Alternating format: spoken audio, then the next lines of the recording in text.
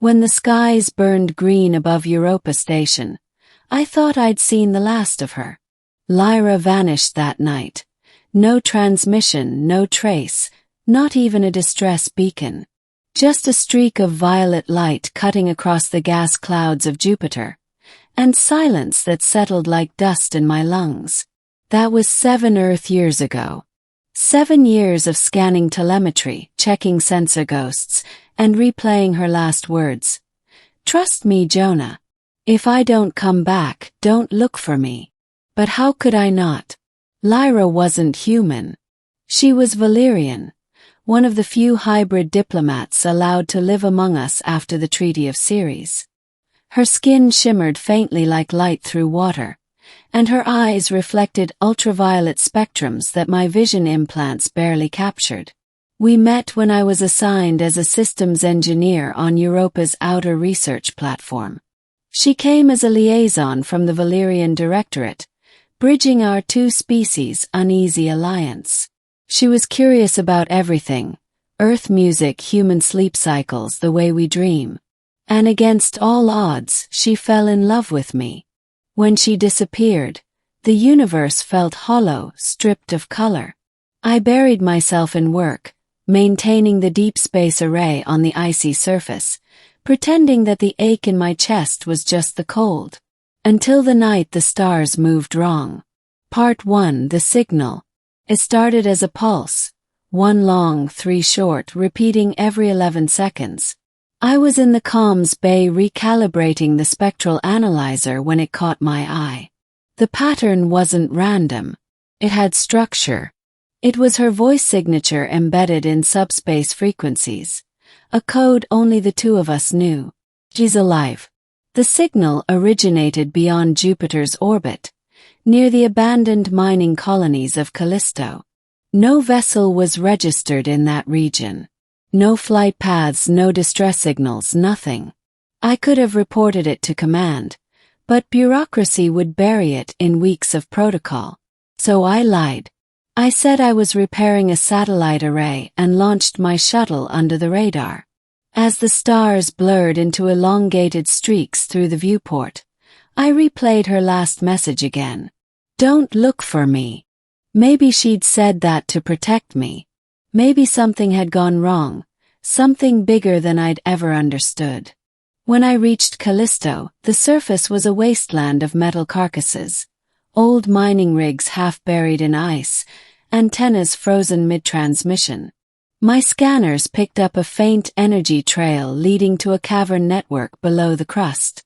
And that's when I saw it. A ship embedded in the ice, sleek and crystalline, unlike anything human-built.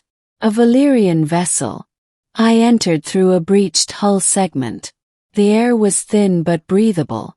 Blue light pulsed through the walls like veins carrying liquid starlight. The interior was strangely organic, living metal responding to my touch. Then I heard it. A soft sob echoing through the corridor. Lyra! Called out. My voice trembled. Silence. Then a whisper barely audible. Jonah! She stepped out of the shadows. Her hair, silver and luminescent, was matted and damp. Her iridescent skin had dulled, and her eyes shimmered with tears that refracted like prisms.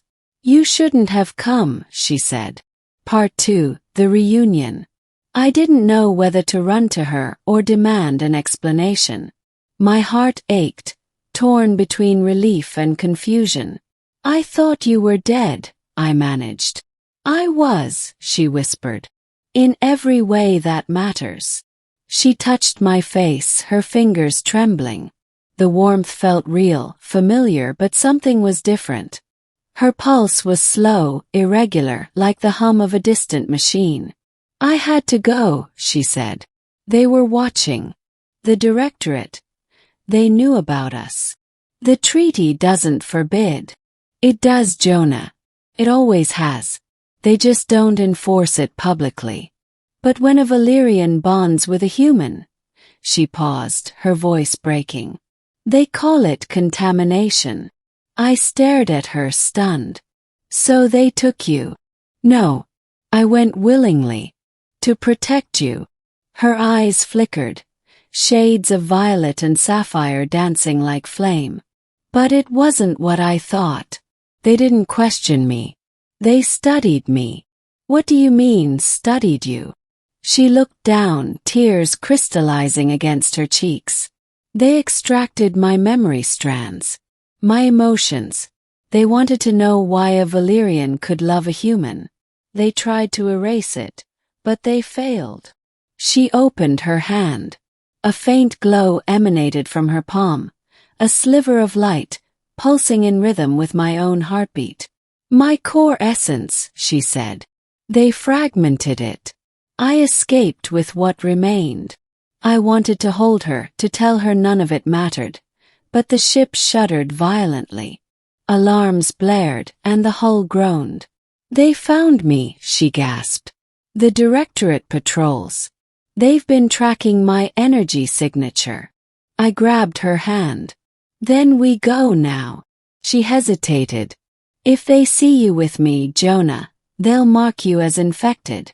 They'll hunt you too. I've already been lost without you, I said. I'm not doing it again. Her expression softened, torn between fear and something like pride. Then we run together. Part 3: The Flight. We launched from the frozen cavern just as 2 Valyrian interceptors pierced the atmosphere.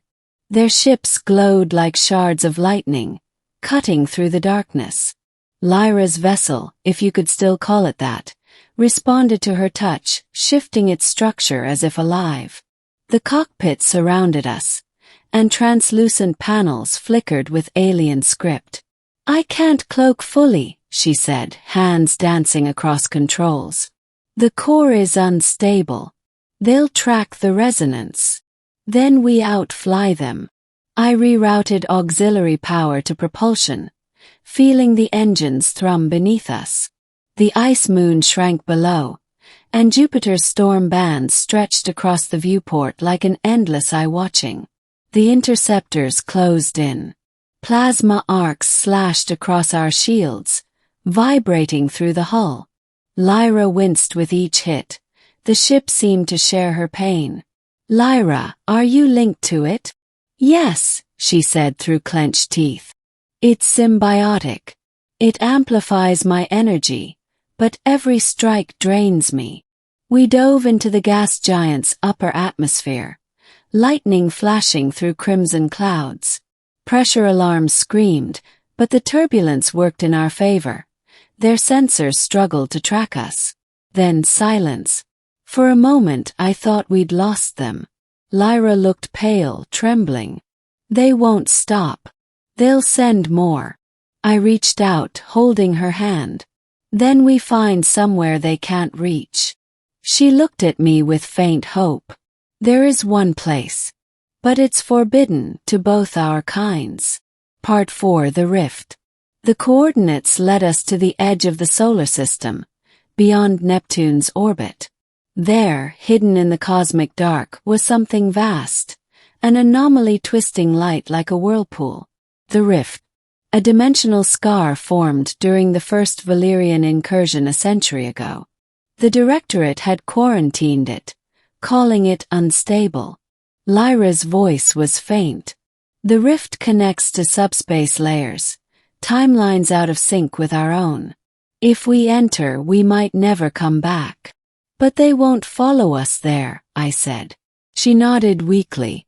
No Valyrian ship can survive its turbulence. But you might.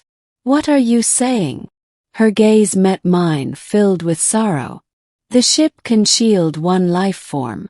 Not two, no, I said immediately. We're not doing that. She smiled sadly. You're still as stubborn as ever. Lyra, don't you dare. But before I could finish, she pressed her hand to the console. Light enveloped me, wrapping around my body like liquid glass. My vision blurred, and I felt my consciousness slipping. Her voice echoed inside my mind. You gave me something they never could, choice. I won't let them take that from you. Lyra. I shouted, fighting against the energy field. Please. She looked at me, tears shimmering like stars. Remember me, Jonah. That's all I ask. Then she activated the rift drive. The ship exploded in light, and I was hurled into the void. Part 5. The return. I woke up on an asteroid mining vessel 6 months later. They said they found me drifting in a damaged escape pod near the Oort cloud, barely alive. My oxygen reserves had been depleted for days. No one believed my story. The Valyrian Directorate denied any contact. Europa Station listed Lyra as officially deceased. The wreckage of her ship was never found. I tried to move on. I even returned to Earth once, visited the ocean she used to love hearing about. But I could still feel her presence, like a whisper in the back of my mind. Sometimes at night, I'd wake to see faint violet light flicker across my hands. Years passed. The galaxy kept turning. Until last week, a deep space probe near the rift detected an anomaly, energy readings matching Lyra's biosignature. The data was clear. Something or someone had crossed back through. I volunteered for the retrieval mission. The crew thought I was chasing ghosts, but I didn't care. When we reached the rift, it pulsed with faint luminescence like a heartbeat. Debris floated nearby. Metal fragments, crystalline shards, and a pod. I was the first to open it. Inside lay Lyra. Alive. Barely.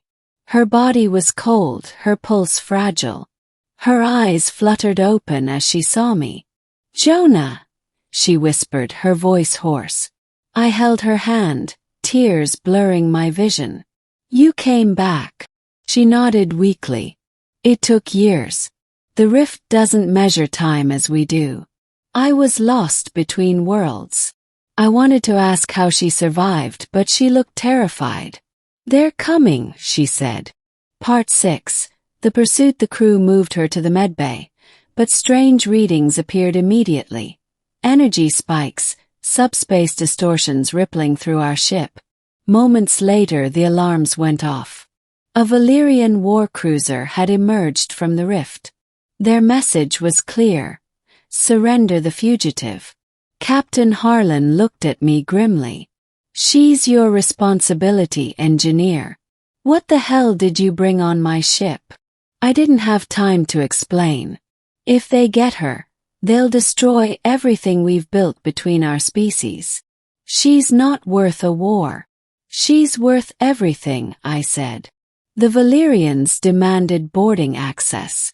I cut comms and sealed the medbay. Lyra struggled to sit up, pain etched on her face. They'll destroy the vessel to erase me, she said. They fear what I know.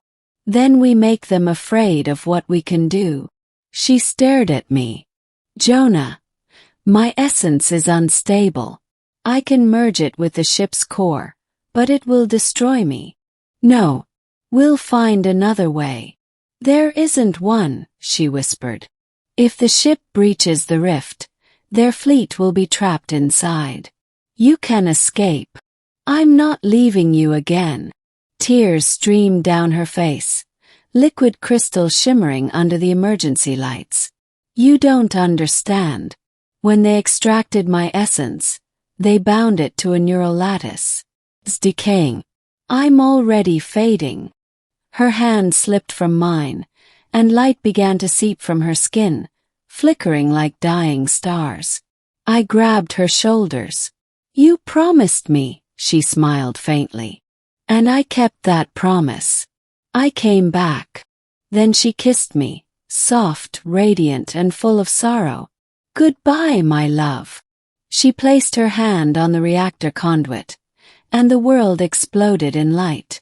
Part 7. The new dawn. When I awoke, the war cruiser was gone. So was Lyra. The rift had collapsed behind us, leaving only silence and a faint violet haze drifting through space. The ship's systems were fried, but somehow we were still alive. The crew said a surge of energy shielded us, something not in any known technology. I went to the observation deck and stared at the stars. They seemed different, closer, warmer. And then I saw it. Faint ribbons of violet energy weaving through the void, almost invisible, like veins connecting the cosmos. Her essence. She hadn't died. She'd become part of the universe itself. Weeks later, while recalibrating the navigation array, I heard a familiar voice through the static. Melodic. Impossible. Jonah. I froze. Lyra. Static. Then again. Where the stars meet the dark, I'll be waiting. Tears filled my eyes. Maybe she wasn't gone, just beyond my reach, existing in the fabric of space-time, guiding me like she always did. Epilogue. The message: it's been 3 years since that day. I've returned to Europa, now commander of a new observatory orbiting the icy moon. Relations between humans and Valyrians are shifting. Slowly, tentatively. Perhaps her sacrifice changed something in them. Perhaps it changed everything. Every night, I look out at Jupiter's storms and listen to the radio bands.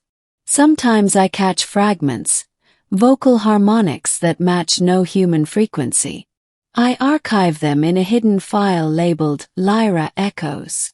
The scientists call them random interference. I know better. Last night the pattern changed. The signal pulsed in a familiar rhythm, 1 long, 3 short. Her voice, clear as day, whispered through the static. I never abandoned you, Jonah. I only found a way to stay forever. The lights in the observatory flickered violet, and for a brief, beautiful moment, I swore I felt her beside me. Warm, luminous, infinite. I looked out at the stars and smiled. 'Cause I finally understood. Love doesn't end when the universe does. It simply finds another way to shine.